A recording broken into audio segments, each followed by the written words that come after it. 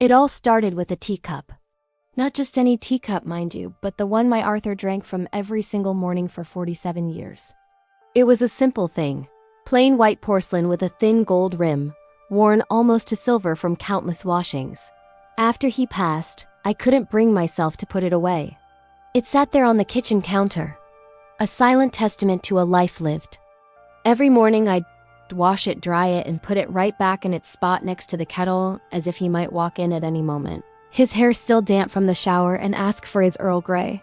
My daughter, Sarah, would give me these looks, a mix of pity and exasperation.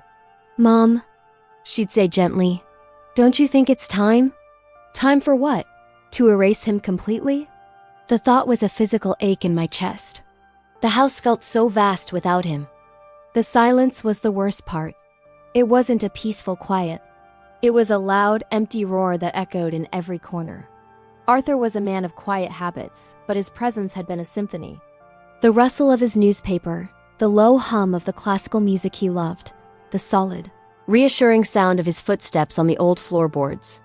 Now there was just me and the ticking of the grandfather clock in the hall, each tick marking another second he wasn't here. I started talking to him, just small things at first.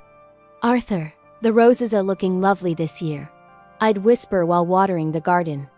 Or, "Can you believe what they're charging for butter now?" while putting away the groceries.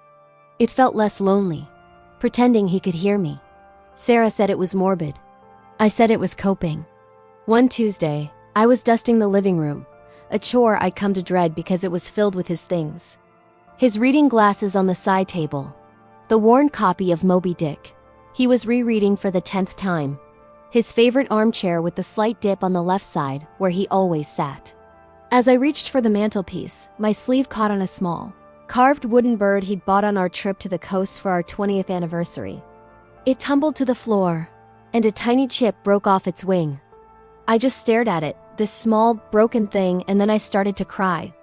Not soft, gentle tears, but huge, racking sobs that shook my whole body. It wasn't about the bird. It was about everything. It was about the brokenness of my life, the piece of me that had been chipped away forever. Sarah came over that evening. She found me sitting in the dark, the broken bird still on the floor. She didn't say, "I told you so." She just sat with me, held my hand, and let me talk. I told her about the teacup, about talking to him, about the overwhelming silence. She listened, her eyes full of a sadness I hadn't let myself see before. She was grieving too, in her own way. "Mom," she finally said, her voice soft. "You need something new, something for you." I shook my head. What could possibly be for me now? My life was about us. A few weeks later, a large flat box arrived.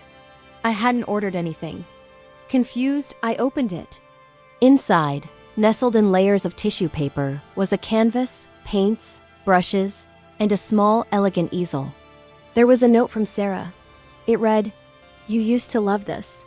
Find your colors again, Mom. Love, Sarah." I hadn't painted since before Sarah was born. Life had gotten in the way, mortgage, school runs, scraped knees, and 1,000 other little things that become a life. I'd loved it, really loved it. I used to spend hours lost in mixing shades of blue, trying to capture the exact color of the sky at dusk. Arthur had been my biggest fan. He'd framed my clumsy early attempts and hung them in his study with immense pride. I put the supplies in the spare room and tried to forget about them. It felt like a betrayal to start something new, something that wasn't tied to him, but the box called to me. The smell of linseed oil and fresh paint seemed to seep under the door. One afternoon, driven by a strange mix of guilt and curiosity, I set up the easel. I had no idea what to paint. I stared at the blank white canvas for what felt like hours. It was as empty as my days. Then my eyes landed on the kitchen counter, on the teacup. Without thinking, I picked it up, carried it into the spare room, and placed it on a small table by the window, where the afternoon light caught the gold rim. My hand was stiff at first. The brush felt foreign. My first few strokes were clumsy, uncertain. I mixed the white, a touch of gray for the shadow, a sliver of yellow for the gold. Slowly, something began to happen. As I focused on the curve of the handle, the delicate line of the rim, The way the light reflected off the porcelain. The world outside that small canvas faded away. The roar of silence in the house softened to a hum. I wasn't painting a teacup.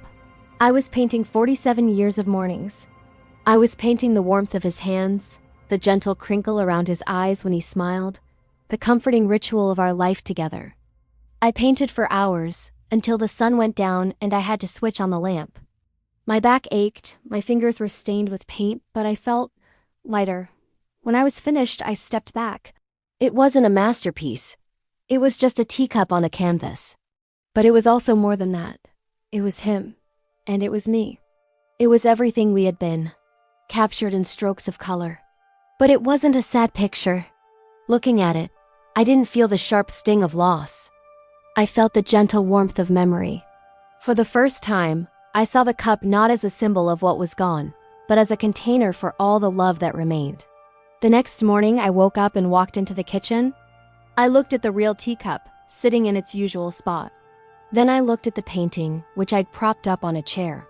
I picked up the porcelain cup, washed it one last time, dried it carefully, and opened the china cabinet. I placed it on the top shelf, next to the special occasion crystal we so rarely used. It was safe. It was honored. It wasn't an everyday ghost anymore. I walked back to the counter, picked up my own mug, a cheerful, floral one Sarah had given me for my birthday, and made myself a cup of tea. I still paint.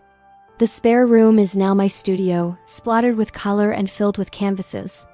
I paint the roses in the garden, the view from the window, the way the light falls across the worn armchair. Each painting is a conversation, a memory given a new life. I found my colors again, and I've learned that you don't move on from grief. You don't just put it away in a box. You find a way to carry it with you. You learn to make space for it, alongside new joys, new colors, new mornings. It becomes part of the texture of your life, like the thinned gold rim on a much-loved teacup. And that, I've discovered, is its own kind of beautiful. Thanks for listening. If this story touched you, maybe you could give it a like and subscribe for more.